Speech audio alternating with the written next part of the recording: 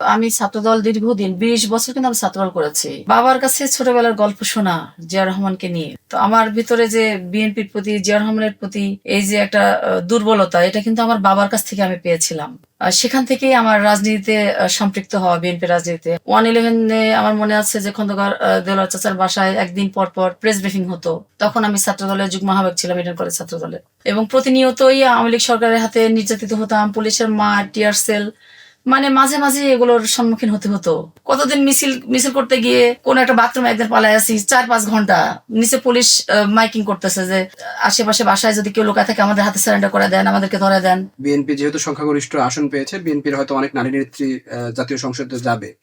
আপনার আসলে কি মনে হয় যে আপনার এই যে দীর্ঘ ত্যাগ, একদম সেই শুরু থেকে আপনার শুনলাম, এই যে এত বছরের দীর্ঘ ত্যাগ, এই ত্যাগের মূল্যায়ন কি দল করবে, বা আপনি আসলে কি মনোনয়ন পাবেন? আসলে এটা মনোনয়ন পাওয়া না পাওয়াটা আসলে দলের সিদ্ধান্ত। আমি তো অবশ্যই চাইবো যে দল যেন অবশ্যই সেই ত্যাগীদেরকে খুঁজে বের করে, নতুনদের ভিড়ে যেন আমরা হারিয়ে না যাই। কারণ এখন অজস্র নতুন মুখ দেখতে পাচ্ছি, যারা কাজ করে নাই একদিনও, 17 বছরে একটা দিনও তাদেরকে দেখি নাই, বা 17 দিন হয়তো 17 বার দেখছি, হয়তো বা 17 দিনে 5 দিন দেখছি, তার বেশি দেখি নাই। আপনি যদি দল যদি আপনাকে মূল্যায়ন করেই ফেলে এবং আপনি যদি সংরক্ষিত নারী আসনের সংসদ সদস্যের জন্য চূড়ান্ত মনোনয়ন পান, তাহলে আসলে আপনার অগ্রাধিকার ভূমিকায় কি কি বা কোন বিষয়গুলো থাকবে? আসলে 17 বছর তো অনেক সংগ্রাম করেছি। তো দল যদি আমাকে দায়িত্ব দেয়, নিঃসন্দেহে আমি আমার দলের জন্য ভালো যেটা হয়, দেশের মানুষের মঙ্গল হয়, আমি সেই কাজটাই করব। আসলে রাজনীতিটা এমন একটা নেশার মতো, মানে একদিন প্রোগ্রাম বাদ দিলে মনে হয় যে মানে কত অপরাধ কিছু ঘটায় ফেলছি। দর্শক, দ্য ডেইলি ক্যাম্পাসের নিয়মিত আলোচনায় আপনাদের স্বাগত জানাচ্ছি।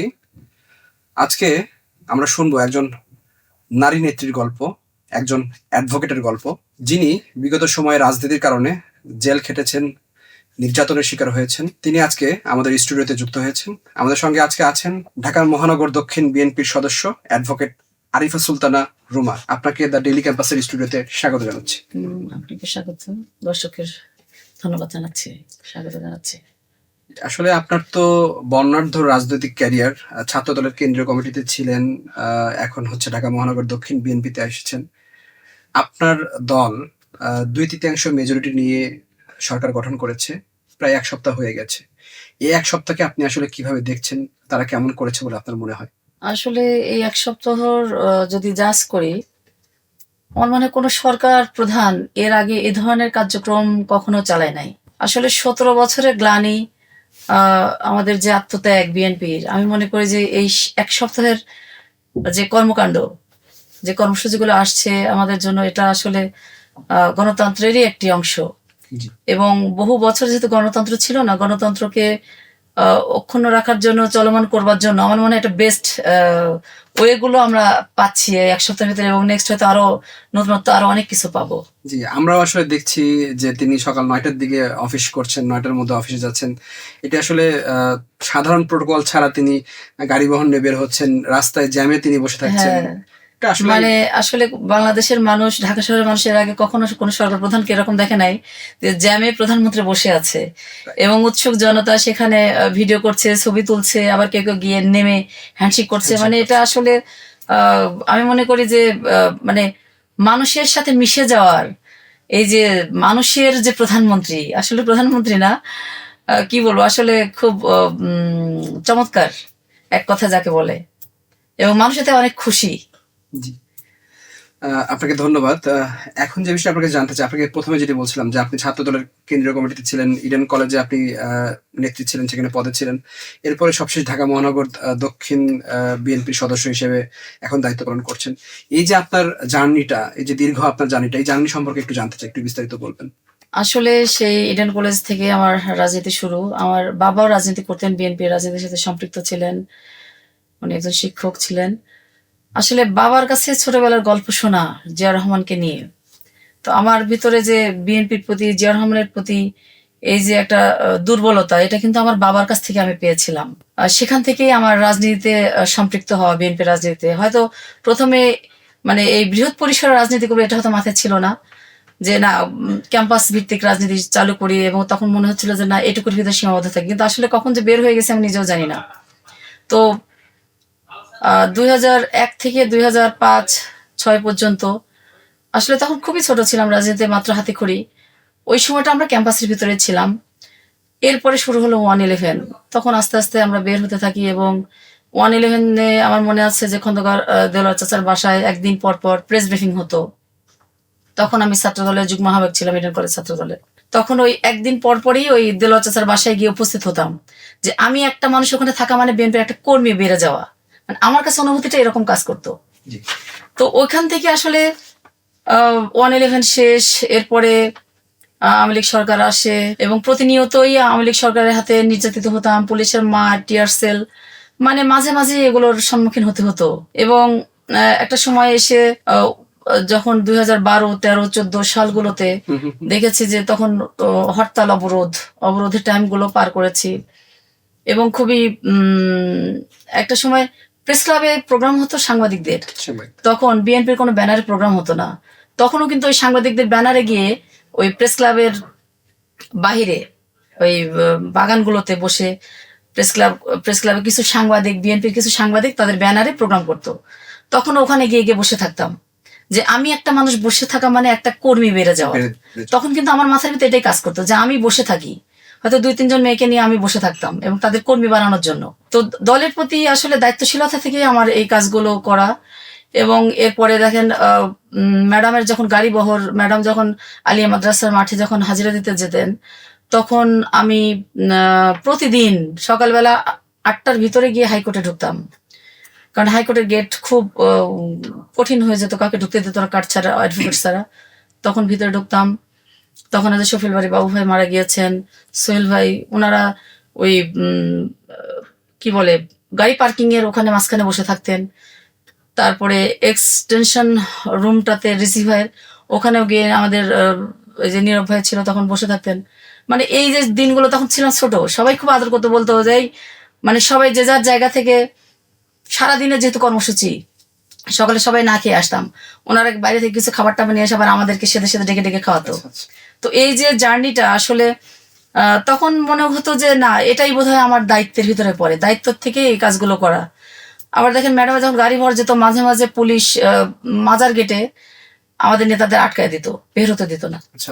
একদিন ম্যাডাম গাড়ি থামালো, মাজার গেটের সামনে এসে আমাদের নেতাকর্মী নাই, এবং ম্যাডাম জানে যে আমাদের কয়েক হাজার নেতাকর্মী হাইকোর্টের ভিতরে আটকানো আছে এবং গেট পুলিশ বন্ধ করে রাখছে, মাজার গেট বন্ধ করে রাখছে, কাঁটাতারে বেড়া দিয়ে খুলতে দিচ্ছে না। তখন ম্যাডামের সামনের গাড়িতে সামনে বসা ছিল পিএস সাত্তার ভাই, সাত্তার স্যার বসা ছিলেন, উনি ডাকলেন, সামনে দাঁড়ানো ছিল, ডাকলেন, এই তোমরা যাও, ম্যাডাম কিন্তু ম্যাডাম ডাকে, এই তোমরা এক কাজ করো, ওই মাজার গেটের যাও, আমি কাউকে না নিয়ে যাব না, যতক্ষণ ওদেরকে বের না করে ততক্ষণ আমি গাড়ি এখানে আটকায় থাকবো, তোমরা যাও, গেট ভাঙো, গেট ভেঙে সবাইকে বের করো। মানে এটা একটা খুব স্মরণীয়, মানে ম্যাডাম ডেকে বলছে, আমি সেখানে উপস্থিত, মানে ম্যাডামের গাড়ি বহরের সাথে দৌড়ে দৌড়ে যেতাম, ম্যাডাম আসতো যখন তখন আবার দৌড়ে দৌড়ে ম্যাডামের গাড়ি রিসিভ করতাম, মানে গাড়ি চলছে, গাড়ির সাথে সাথে দৌড়াচ্ছি, মানে এটা অজস্র দিন।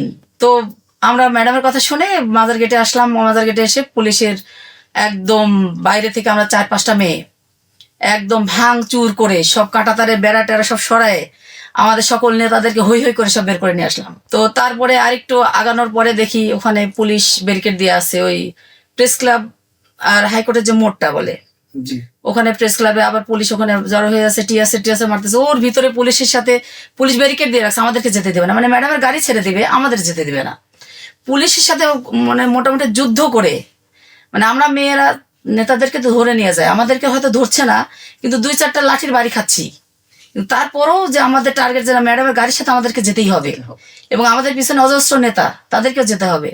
তো পুলিশের সাথে মনে করেন ভাঙচুর করে, পিটাপিটি করে, ধাক্কায় টাক্কায় আমরা আবার সোজা ম্যাডামের গাড়ির সাথে আবার চলে গেলাম, গিয়ে আবার বেলি রোডের পর্যন্ত, মিন্টু রোডের ওই বেলি রোড পর্যন্ত আমার ম্যাডামের গাড়ির যখন ফ্লাইওভার উঠে গেল তখন আমরা ওখান থেকে চলে আসছি। মানে এটা অজস্র দিন ছিল পুলিশের মার খাওয়া। মানে আবার পল্টনের প্রোগ্রামগুলোতে দেখতাম, কয়েকটা প্রোগ্রামে পুলিশ বেশ হাঙ্গামা, পল্টনের পুলিশ পার্টি অফিসের ভিতরে আমরা পালাইছি, মহাসচিব সহ একবার মনে আছে খোকা ভাই ছিলেন, মহাসচিব ছিলেন, আমাদের পল্টন অফিস অবরুদ্ধ করে ফেললো পুলিশ, নিচে 150 জন না 160 জনের মতো আমাদের নেতা কর্মীকে ধরে নিয়ে গেল। তখন আমরা মহিলা ছিলাম কয়েকজন, সেলিম আপা ছিলেন তখন আমাদেরকে ওই মহাসচিবের রুমের ভিতরে যখন আমরা পালিয়েছিলাম, মহাসচিবের রুম দরজা একদম সাপল দিয়ে পুলিশ এসে, পুলিশের নামটা ঠিক মনে নাই, এসপি কি যেন, এসে দরজা একদম সাপল দিয়ে ভেঙে আমাদেরকে সব বের করলো। বের করে সকল নেতাকে ধরে নিয়ে গেল, আর আমরা মেয়ে ছিলাম 7-8 জন, আমাদেরকে আবার বের করে দিয়েছে, আমাদেরকে অ্যারেস্ট করেনি, ছেড়ে দিয়েছে। আচ্ছা। নেক্সট আবার দেখলাম এই আপনার 10 ডিসেম্বর 2022 সাল সম্ভবত, ওই যে গোলাপবাগ মাঠে যে প্রোগ্রামটা হলো ওটা 3 দিন আগে, সেই গন্ডগোলেও কিন্তু ওই যে আবার পার্টি অফিসে আটকা পড়ছিলাম 7 তারিখের গন্ডগোলে। সেখানে রিজভি ভাইকে ধরে নিয়ে গেল, আরো আমাদের নেতাদেরকে ধরে নিয়ে গেল, আমাদেরকে আবার মেয়েদেরকে নিয়ে যায় আবার নিচে যে ছেড়ে দিল। মানে এই যে টিয়ার সেল, পার্টি অফিসে যখন ওর পালাই আসি তখন টিয়ার সেলের চোখ, সবার দিয়ে চোখ দিয়ে পানি পড়তেছে, ঝাঁঝালো যে মানে গ্যাস, মানে অনেকেই ছিল ওপেন হার্ট সার্জারি, আমাদের কয়েকজন নেতাও ছিল, মানে কি মানে হৃদয় বিদারক ঘটনা। এবং পুলিশ জানালা দিয়ে টিয়ার সেল মারতেছে যেন আমরা ওখান থেকে মানে মারা যাই, আমরা যেন বের হয়ে যাই, মানে এইরকম একটা পরিস্থিতিতে আমরা আন্দোলন করছি। যাই হোক, এরা অজস্র এরকম ঘটনা। কতদিন মিছিল করতে গিয়ে কোন একটা বাথরুমে একদিন পালাই আসি 4-5 ঘন্টা, নিচে পুলিশ মাইকিং করতেছে যে আশেপাশে বাসায় যদি কেউ লোকা থাকে আমাদের হাতে সারেন্ডার করে দেন, আমাদেরকে ধরে দেন। মানে এসব আসলে এগুলো অজস্র দিন এ ধরনের ঘটনা ঘটছে। তারপরও রাজনীতিতে কখনো একদিনের জন্য যে রেস্ট নিব, কখনো বসে থাকবো, এটা আসলে কখনো হয় নাই। মানে পরিবার, নিজের লাইফ সবকিছুর ঊর্ধ্বে রাজনীতিটাকে মনে করেছিলাম যে ওই দায়িত্বটা বেশি পালন করতে হবে, ওই জায়গাটাতে কোনো কম্প্রোমাইজ নাই। আচ্ছা, মানে এইভাবে চলেছে আর কি। এই ঘটনাগুলোর সাথে আরেকটা ঘটনা একটু জানতে চাই। আপনি তো মনে হয় 2019 সালে মনে হয় জেল খেটেছিলেন, জেল খাটার প্রেক্ষাপটটা একটু বলুন। হ্যাঁ, 2018 সাল ছিল। আচ্ছা, 18 সালে 2018 যে নির্বাচনটা হলো, জাতীয় নির্বাচনের 1.5 মাস আগে যখন সারা বাংলাদেশের নেতাকর্মীরা নমিনেশন পেপার, মনোনয়নপত্র তুলছে, জমা দিচ্ছে, ওই সময় জমা দিবে যেদিন লাস্ট ডে, নভেম্বরের 14 তারিখ, ওই দিন লাস্ট দিন ছিল জমা দেওয়ার। তো ওই দিন যখন প্রতিটা দিন হতো কি পল্টনে একদম জনসমুদ্র রূপ নিত আমাদের নেতাকর্মী, এর ভিতরে পুলিশের বোধহয় এটা একটা গাত্রদাহ যে প্রতিদিন এত লোক পল্টনে কেন আসে। আমরা উপরেই আছি, পল্টন অফিসে আছি, হঠাৎ করে নিজে এরকম পুলিশের ঠাসঠুস শব্দ, গুলির আওয়াজ, লোকজন তো সব পালায়, সব বের হয়ে গেল। এখন আমরা জানালা দিয়ে তাকায় দেখি একদম নিচে জনশূন্য, কোনো মানুষ নাই। পরে নিচে গেলাম, যেভাবে তো হবে না, নিচে গেলাম। নিচে যাওয়ার পরে দেখি নিপুণ রায়, ও 4-5টা ছেলে নিয়ে মিছিল করছে, আমিও নেমে পড়লাম। ও একদিকে মিছিল যায়, আমি আরেকদিকে মিছিল যাই। আচ্ছা। এবং লাঠি হাতে পুলিশ, মনে হয় কয়েকশো পুলিশ আপনার কাকার, অনেক ভয়। কিন্তু তখন মনে হতো যে গুলি করলে গুলি করুক, আজকে এখানেই মারা যাবো, কিন্তু পিছপা হব না। আচ্ছা আচ্ছা। মানে অজস্র পুলিশ আপনার পল্টন অফিসের দিকে তাক করে বসে আছে, কয়েকশো পুলিশ বন্দুক তাক করে আমাদের দিকে। আবার কাকরাইল মোড়ের দিকে ওই যে খেলার কি বলে, কাকরাইল মোড়ের কাছাকাছি এটা ওই যে হসপিটালটা আছে, যে ইসলামী ব্যাংক হসপিটাল, ওখানেও কয়েকশো পুলিশ আমাদের দিকে, মানে কয়েক রাউন্ড, মানে একটা লাইনে বসে আছে, তারপর আরেকটু উঁচু হয়ে আরেকটু দাঁড়ানো, কয়েক স্টেপে পুলিশ, যৌথ বাহিনী, জানি না কি কারা, পোশাক টোশাক কেমন যেন, ওরা বসে আছে, মনে করেন আমাদের দিকে পুলিশ বন্দুক তাক করে। এর ভিতরে একদিকে নিপুণ, একদিকে আমি, দুইজন দুই দিকে, কয়েকটা মাত্র ছেলে নিয়ে আমরা মিছিল করতেছি। এবং সবাইকে আহ্বান জানাচ্ছে যে তোমরা সবাই আসো, তোমরা সবাই নামো, আমরা আসি, কোনো সমস্যা নাই, কোনো ভয় নাই। তো আমরা ডাকতে ডাকতে ডাকতে সত্যি সত্যি কিছুক্ষণ পরে দেখি আমাদের আবার পল্টন অফিসটা ভরে গেল। তো তখন 3টা গাড়ি পড়ছিল তখন ওই দিন। তো আমরা আন্দোলন করে টোরে সবাই যখন চলে আসছে, রাত্রেবেলা বাসায় আসলাম, মোবাইলটা বন্ধ করে বাসায় গেছি। সকালবেলা আবার মোবাইলটা ওপেন করে বের হয়েছে, আমি নমিনেশন পেপার উঠেছিলাম। তো চিন্তা করলাম যে ওই দিনে আমার সাবমিট করার যেভাবে করতে হবে। তো বের হয়ে আমি এলিফ্যান্ট রোডে বাসা ছিল, ধানমন্ডিতে, এলিফ্যান্ট রোডে এসে মোবাইলটা ওপেন করছি। তো আমি কোর্টে গেছিলাম একটা কাজে, কোর্টে যে স্টার কাবাবে আমাদের পাবনা নেতৃবৃন্দের সাথে ভাত খাচ্ছি। ভাত খাওয়া শেষ, খাওয়ার পরেই ওখান থেকে একদম যৌথ বাহিনী কি পুলিশ যায় না, আমাকে একদম কট করে সেই স্টার কাবাবের দোতলা থেকে ধরে নিয়ে চলে আসে। আর আমি তো ভয় পেয়ে গেছি যে মানে বোরকা পরা, সব ভয় পেয়ে গেছে এরকম জঙ্গি সংগঠন কিনা। যখন নিতে আসছে তখন আমি তো হাত পা ছুড়ে ওদেরকে ছুটে ফেলছি যে না, আমি তো যাবো না, আপনারা কার, আপনাদের পরিচয় না দিলে তো আমি এখান থেকে এক ধাপও নিয়ে যেতে পারবে না। তখন মনে করি এই স্টার কাবাবের সকল মহিলারা যারা খাচ্ছিল সবাই দাঁড়ায় গেছে, যে একটা মহিলাকে ধরে নিয়ে যাচ্ছে। মানে একটা মানে মানে ভালো লাগছে বিষয়টা, যে আমি একজন মহিলা ধরে নিয়ে যাচ্ছে, সকলে রেস্টুরেন্টের সকল মহিলা দাঁড়ায় গেছে এবং কেউ আমাকে নিয়ে যেতে দিবে না। তারপর ওরা সবাই কার্ড বের করলো, পুলিশ এসপি ছিল মিথুন, একটা মহিলা, ওনার কার্ডটা বের করলো, প্রায় 10-12 জন ওরা 3 জন মহিলা ছিল আর বাকি সব পুরুষ। সব পুলিশ কার্ড দেখালো যে উনি রাজনীতি করে, রাজনৈতিক মামলাতে ধরতে আসছি, আপনারা কেউ ঝামেলা করেন না, এটা কোনো বিষয় না, ওনাকে নিয়ে হয়তো ছেড়েও দিতে পারি। পরে যাক নিয়ে আসলো একটা গাড়িতে করে, সারা দিন মনে করেন 1:30টার সময় ওখান থেকে নিয়ে আসছে, সন্ধ্যা পর্যন্ত পুরান ঢাকা দিয়ে নিয়ে গিয়ে কোথায় কোথায় আমাকে সারা 3-4 ঘন্টা আমাকে গাড়িতে ঘুরাইছে। তখন আমি ভয় পাচ্ছিলাম যে আমাকে কি গুম করবে কিনা।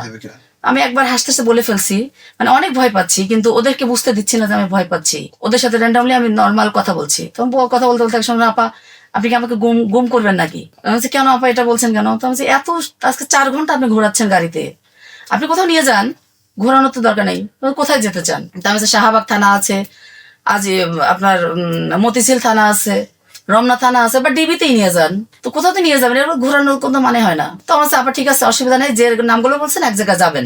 এই মাগরিবের আজান দিবে দিবে ভাব, এই সময় গিয়ে দেখলাম মিন্টু রোডে যখন মতিঝিলে আসলো, তখন আমার একটু স্বস্তি পেলাম যে যাক পরিচিত জায়গাতে পাইছি।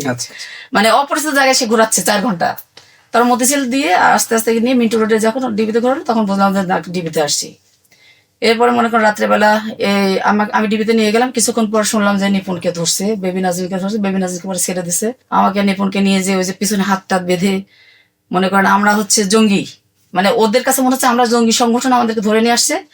একদম পিছনে 2জনে হাত বেঁধে ওই যে ডিবির কার্যালয়ের ভিতরে যেভাবে স্টেটমেন্ট দেয় ওইভাবে দেখি, পুরো টিভি চ্যানেল গুলো আবার দেখাচ্ছে আমাদেরকে, যে দেখেন আপনাদের দেখাচ্ছে। এবং আমাদেরকে রিমান্ড দেয় প্রায় 7-8 দিন, ডিবি কার্যালয়ে আমাদেরকে রিমান্ডে রাখে 8 দিন। এরপরে 8 দিন পরে জেলে পাঠিয়ে দেয় কাশিমপুর কারাগারে, প্রায় 5 মাস আমরা ওখানে থাকি, আমি নিপুণ 2জনই। তারপরে তো বের হলাম, বের হওয়ার পরে হয়তো 2-5 দিন 10 দিন রেস্ট নিয়েছি, আবারও বের হয়ে গেছি। আসলে রাজনীতিটা এমন একটা নেশার মতো, মানে একদিন প্রোগ্রাম বাদ দিলে মনে হয় যে মানে কত অপরাধ কিছু ঘটাই ফেলছি, মানে বাসায় কত বড় বড় প্রোগ্রাম, কিন্তু ওগুলোর কোনো হদিস নাই।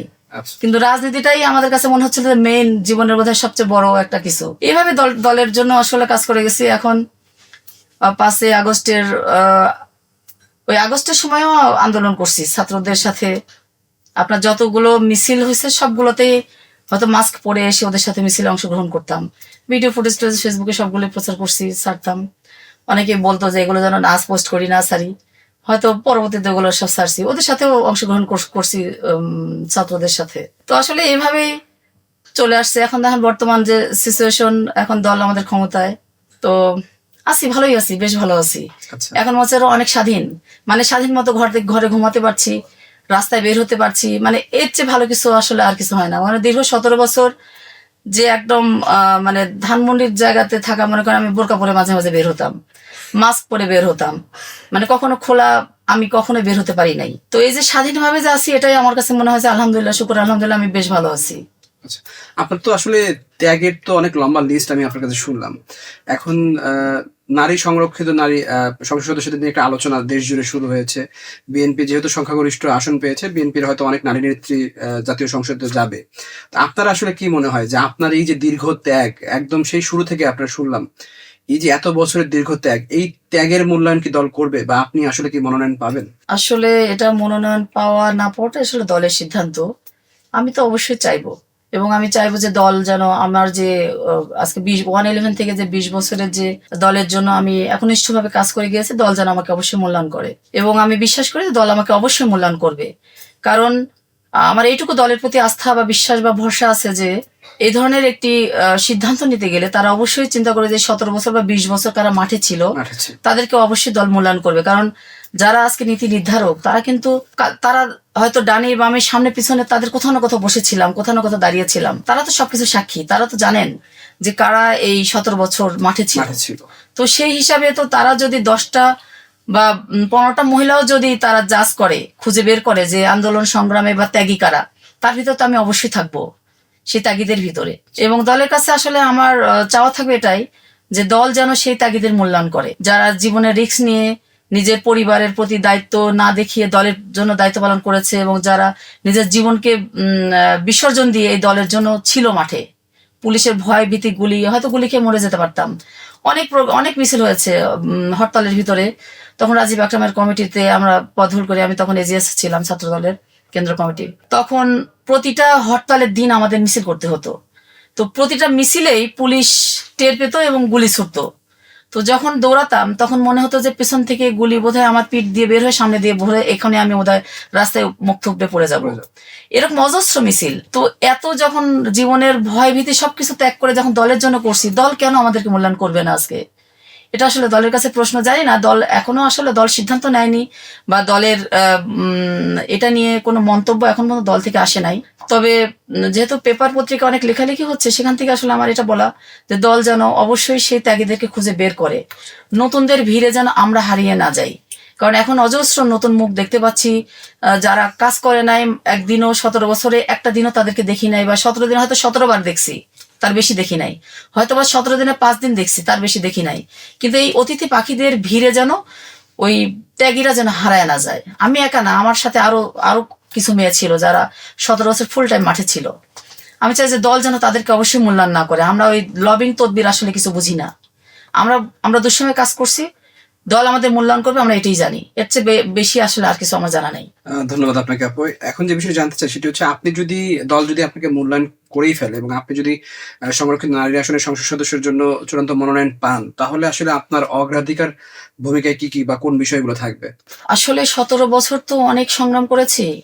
নিজের মানবতা, নিজের নৈতিকতা এর কাছে কখনো বিসর্জন দিতে পারবো না। কারণ দীর্ঘ টাইম আন্দোলন সংগ্রাম করার পর মনে হয়েছে যে আমাদের বোধহয় একটু সংশোধন হওয়া দরকার। তো দল যদি আমাকে দায়িত্ব দেয়, নিঃসন্দেহে আমি আমার দলের জন্য ভালো যেটা হয়, দেশের মানুষের মঙ্গল হয়, আমি সেই কাজটাই করব। আমাকে দ্বারা কোনো অন্যায় কাজ কখনোই হবে না। আমি চেষ্টা করব মানুষের সেবা করার, মানুষের জন্য কাজ করার। ধন্যবাদ আপনাকে। এখন যে বিষয়টা আপনার কাছে একটু জানতে চাই আপু, সেটা হচ্ছে আমরা যেটি সচরাচর দেখে থাকি যে সংরক্ষিত নারী আসনে যারা সংসদ সদস্য নির্বাচিত হন, তাদের সাথে তৃণমূলের যারা রাজনীতিক আছেন বা তৃণমূলে যারা রাজনীতি করে, তাদের সাথে খুব একটা সরাসরি সম্পৃক্ত থাকেন না। আপনি কিভাবে আসলে জনগণের সঙ্গে নিয়মিত যোগাযোগ করবেন, সেটা যদি একটু বলতেন। আসলে আমার কারবার, আমার কাজ তৃণমূলের সাথেই। আচ্ছা। আহ মানে দেখবেন অজস্র মানুষ, আমার অনেক ভক্ত। আসলে আমি কিছুই না, ওদের জন্য কিছুই করি নাই, জাস্ট একটু হাসি দিয়ে একটু কথা বলা, একটু খোঁজ খবর নেয়া। এটা আসলে আমার চিরাচরিত অভ্যাস। এটা এখনো আছে, ভবিষ্যতে থাকবে। এবং আমি মনে করি যে তৃণমূলের কাছে যাওয়া খুব সহজ। একটু ওরা কিছু আমাদের কাছে কোনো অর্থ চায় না, কোনো খাবার চায় না, কোনো কিছু প্রতিদান কিন্তু কিছুই চায় না, জাস্ট একটু ভালো ব্যবহার চায়। ওরা একটু ভালো ব্যবহার দিলে কিন্তু অনেক খুশি হয়ে যায়। এবং আমি আমার এলাকাতে হয়তো সেই অবস্থানটা আমার ছিল না বা নাই, কিন্তু তারা কিন্তু সবসময় আমাকে চায় যে আমি যেন আমার এলাকাতে গিয়ে কাজ করে তাদের পাশে দাঁড়াই। এবং আমি এমপি হলে অবশ্যই আমি আমার এলাকার মানুষের যাদের প্রয়োজন আমাকে, আমি অবশ্যই তাদের পাশে থাকবো এবং তারা আমাকে পাবে সবসময়। ধন্যবাদ আপু। শেষ প্রশ্ন যেটি আপনার কাছে জানতে চাই সেটি হচ্ছে, আমরা সচরাচর দেখে থাকি যে একজন নারীদের দলের মধ্যে হচ্ছে খুব সংকুচিত জায়গা থাকে, খুব স্পেশালি তারা রাজনীতি করতে পারে না। তো আপনার ক্ষেত্রে আসলে এই যে রাজনীতি আপনার জীবন, এই জীবনের সবচেয়ে বড় চ্যালেঞ্জ কোন বিষয়টি ছিল সেটি একটু বলবেন, এবং ভবিষ্যৎ প্রজন্মে যারা যে সকল নারীরা রাজনীতি করতে চায় তাদের জন্য আপনার বার্তা আসলে কি হবে, এই দুটি বিষয় একটু জানতে চাই। নারী হয়ে আসলে আমি ছাত্রদল দীর্ঘদিন 20 বছর কিন্তু আমি ছাত্রদল করেছি। সেখানে আমি নিঃসন্দেহে অনেক ভালো কিছু নেতা পেয়েছিলাম, যাদের হাত ধরে আমি নিজের বাবার মতো, নিজের ভাইয়ের মতো, কখনো কিন্তু মনে হয়নি তারা আমার নিজের ভাই না। মানে আল্লাহর কাছে শুকরিয়া জ্ঞাপন করি যে আমি আমার রাজনীতিতে আমি যে নেতাদেরকে পেয়েছিলাম, ওই যে বললাম যে আমার বাবার মতো, কখনো মনে হচ্ছে এরা আমার বাবা, কখনো মনে হচ্ছে এরা আমার ভাই। আমার ফিলিংসটা ছিল তাদের প্রতি এরকম। এটা রাব্বুল আলামিনের অবশ্যই আমার প্রতি অনেক করুণা। না হলে আমি এ ধরনের নেতাদেরকে নিয়ে মানে আমার কোনো অবজেকশন নাই আসলে কোনো নেতাকে নিয়ে। এবং ভবিষ্যতে আমি আশা করি যে এরকমই পাবো। কারণ এখন পর্যন্ত তো এ ধরনের কোনো ব্যক্তিতে হয় নাই। তবে নারী মূল্যায়নের বিষয়টা যেটা, আমরা আসলে চাই যে নারীদের যেন আরো বেশি যেন সুযোগ দেওয়া হয় রাজনীতিতে। কারণ কোন কোন ক্ষেত্রে এই যে ডাইরেক্ট যে নির্বাচন, জাতীয় নির্বাচন, ত্রয়োদশ জাতীয় সংসদ নির্বাচন, এখানে মাত্র 9 জন বা 10 জন মহিলাকে, ম্যাডাম সহ 10 জন ছিলেন, মাত্র 9 জনকে সুযোগ দেওয়া হয়েছে। আমার দাবি থাকবে যে এটা যেন সময় মতো যেন বেড়ে যায়। নারী নেতৃত্ব, একটা নারীকে ঘর থেকে যখন বের হয় অনেক বাধা অতিক্রম করে কিন্তু রাজনীতিতে আসতে হয়, মাঠে আসতে হয়। কোনো ফ্যামিলি কিন্তু এটা অ্যালাউ করে না। যারাই আমরা আসি অনেক বাধার সম্মুখীন হয়ে কিন্তু আমাদের রাজনীতিতে আসতে হয়। এটা দলের নীতি নির্ধারক যারা আছেন তাদেরকে একটু খেয়াল রাখতে হবে বিষয়টা। আমাদের যদি তারা সম্মান দেন, বিভিন্ন জায়গাগুলোতে অবস্থান করার জায়গা দেন, আমি মনে করি যে এখানে বিভিন্ন প্রতিষ্ঠানের, বিভিন্ন শিক্ষিত পরিবার, বিভিন্ন ভালো ভালো জায়গা থেকে কিন্তু নারীরা আসবে রাজনীতিতে। কারণ হয়তো সেই নারীগুলোর অভাব আমাদের দলে বা রাজনীতিতে, ভালো নারী সংকট, কিন্তু সুযোগগুলো পেলে হয়তো ভালো ভালো নারীরা এখানে রাজনীতিতে আসতে পারবে এবং সেই সুযোগগুলো দেওয়া উচিত। কারণ নারীদের ভূমিকা কিন্তু মানে অতুলনীয়। পুরুষ একা একা কিন্তু কোনো কিছুই সম্পূর্ণ হয় না কোনো কাজ। সেখানে নারীদের অংশগ্রহণ মানেই সেই একনিষ্ঠভাবে কাজ করার যে মানসিকতা নারীদের ভিতরে আছে। নারীদেরকে দিয়ে যে কোনো কাজ দিবেন 100% তারা কাজটাকে আপনাকে বোঝা দেবে, সেখানে কোনো ফাঁকিযোগী থাকবে না। এই জন্য আমি চাইবো যে দল যেন নারীদেরকে মূল্যায়ন করে, নারীদের অগ্রযাত্রা যেন আরো জায়গা করে দেয়, যেখানে আরো বিভিন্ন মহল থেকে যেন নারীরা রাজনীতিতে আসার যেন আগ্রহ প্রকাশ করে এবং তারা যেন আসে। আচ্ছা, যারা আসতে চায় তাদের জন্য আপনার মানে মেসেজটা কি থাকবে? তাদের প্রতি আমার আহ্বান থাকবে তারা রাজনীতিতে আসুক। বেশি নারী যত হবে তত তো আমাদের শক্তিটা বেড়ে যায়। এই যে একটা কথা বললাম যে আমরা জায়গা বেশি চাই, মাত্র এই যে 33% দেওয়ার কথা ছিল নারী সংরক্ষিত আসন, সেখানে কিন্তু খুবই কম, মাত্র 50টা, খুবই কম। কিন্তু আমাদের এবারের মানে আন্দোলনের মানে আমি ডেমোক্রেসি ইন্টারন্যাশনালে মাঝে মাঝে ট্রেনিং করতাম, তো ওখানে ছিল 33% যেন নারীদের রাখা হয়, এখন 33% হয় নাই। তো আমার এখানেও আমরা নারীরা হয়তো এক হলে একটা প্রতিবাদী একটা সবাই চলে আসে যে না, নারীর সংখ্যা যেন বাড়ে, সংরক্ষিত আসনেও যেন নারীদের বাড়া হয়, বিভিন্ন কমিটিগুলোতেও যেন নারীদের বেশি জায়গা করে দেওয়া হয়। কিন্তু নেতারা কেন এটা করেন না জানি না। তবে সুযোগ যদি দেয় তখন যোগ্য নারীরা বের হয়ে আসবে। হয়তো সুযোগ কমের কারণে যোগ্য নারীর অভাব, কিন্তু জায়গা যদি প্রশস্ত করে দেয় আমাদের জন্য, তখন দেখবে যোগ্য নারীর অভাব হবে না। আপনাকে অসংখ্য ধন্যবাদ আজকে আমাদের আলোচনায় আসার জন্য। আপনার জন্য শুভকামনা রইল। হ্যাঁ, আপনাকেও ধন্যবাদ। দর্শক যারা দেখছেন, দর্শককে অনেক অনেক ধন্যবাদ। সকলেই ভালো থাকবেন, আমার জন্য দোয়া রাখবেন। দর্শক, আজকের আলোচনা এ পর্যন্তই ছিল। পরবর্তী আলোচনা দেখার জন্য দ্য ডেইলি ক্যাম্পাসের সঙ্গে থাকবেন।